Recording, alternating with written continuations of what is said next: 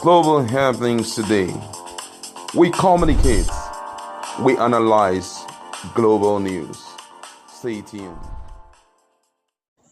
Hello beautiful people, welcome back to Global Happenings Today YouTube channel. Still on the issue of the PEPC Presidential Election Petition Court Tribunal, whichever one you're comfortable with.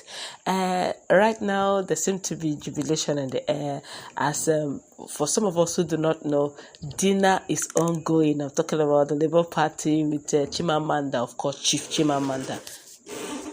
And the full legal team of Peter Obi. I guess it's a job well done. You may not be far from the truth as you get to find out their own final submission as well. Don't forget that at the beginning of this whole court hearing today, it started with, of course, APC legal team, with INEC following suit. Bola Tinubu and Shetima group also followed, and they all started with the admissibility and objections, of course.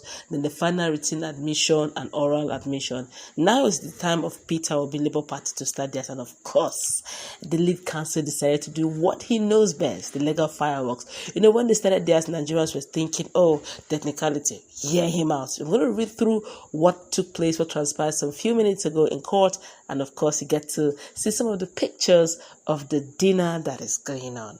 Well, before we go into this proper, if you have not subscribed to our channel, please, what are you waiting for? Kindly subscribe.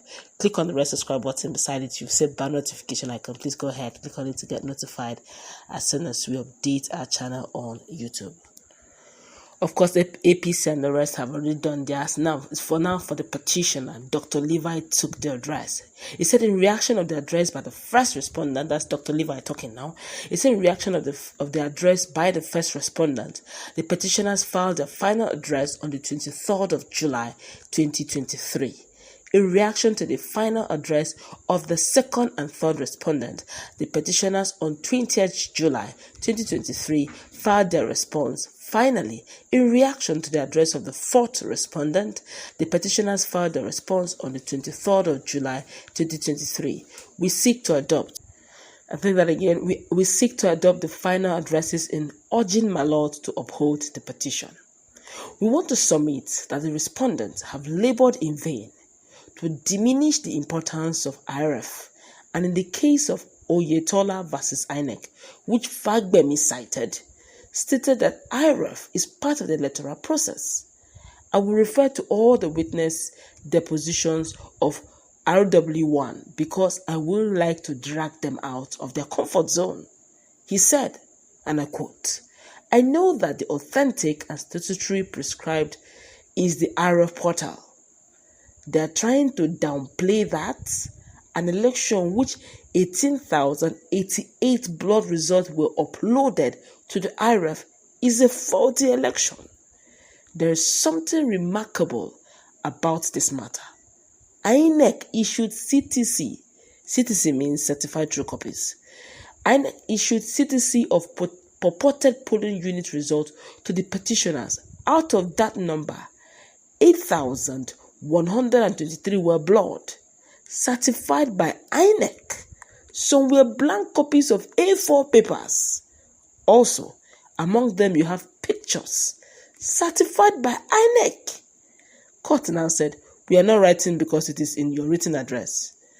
Murmurs were going on in court as other parties didn't have these issues as well. Okay? And Dr. Livy continued, how can they say they conducted an election properly? It is my respectful submission that a CTC, that certified true copy of any document in a result, must be an exact replica of the original. They failed to produce the originals of the copies they certified because it couldn't be any other than blank sheets. Hey, so let me go to the issue of fine or forfeiture, which the second respondent talked about. It is not in doubt that the second respondent forfeited $460,000 as proceeds from narcotics and money laundering. They do not want to hear that. We clearly relied on section 137 subsection 1D, but they were pushing it to another section, E. You cannot make our case for us. The provision says any court or tribunal It is very clear, my lords, there is the attempt to claim that the first petitioner is not accommodated under Section 134. The submission that in the case of rerun, there is the argument that the first petitioner will not be accommodated. The only candidate who comes squarely within the province of Section 134, subsection 3b, is the first petitioner. Even if they created wrong interpretations, it cannot work. The case of Awolowo versus Shagari was cited. Of course, the provisions now of the Constitution was not available to interpret that case. Let me quickly refer to what my brother for second and third respondents said, that the petition was abandoned. I couldn't believe this coming from my brother, whom I respected. My brothers did not argue. I take that again. See, my brothers did not urge you to interpret and as being disjunctive. I didn't hear that. I submit with the greatest respect that the petitioners have proved their petition, particularly with the issue of non-compliance. They had no defense. At one point, they said it was printing toner that caused the issues. At some point, they said glitch could have caused it, but the alleged glitch lasted only 4 hours. But up to 29th of May, they were still giving us blood results of the election. Finally, let the petitioners have proved. I take that again. Finally, the petitioners have proved that there was no glitch whatsoever as alleged by the respondent. Powerful. They did not begin to drag this and say, let this one speak.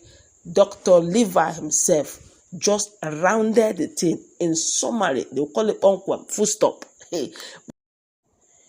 All right, but before we go to the issues of dinner and all that, the court has finally adjourned to a later date for judgment. Of course, this date will be communicated to all parties as at when due. So all eyes truly are still on the judiciary. But just to tell you that the job of the lawyers for the now is completed, done and dusted. They have decided to take themselves for a treat, and Peter will be in the center of it all. And not only them, the whole legal team, as usual, all happy. Give it to them. They actually perform very brilliantly. And of course, you get to see Chief Chimamanda, the chair herself, also, having a swell time with the legal team. This is really great. I must commend them. They have been able to prove beyond reasonable doubt. If you mixed the first brief from talking about where the prayers were announced for APC, INEC, Bola Ahmed Tinubu, Shatima, first, second, third, and fourth respondent. Just check our playlist for the live update when it took place. And of course, they took time, went on technical grounds, insisted. INEC, in fact, were blowing bloom everywhere, insisting that they never made some promises, just that maybe they misinterpreted some issues. And they made that same constitution that they quoted is the same constitution that Senior Advocate of Nigeria, Livy, Dr. Livy quoted, and in Mesmerized, they didn't go putting around the bush, and he just hit it, bas.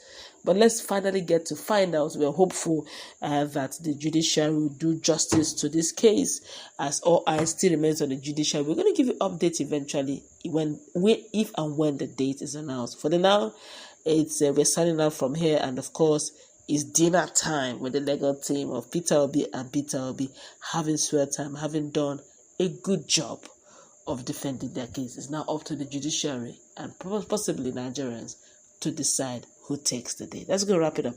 Let's put in our comment section. What's the take? Have a nice time. God bless you.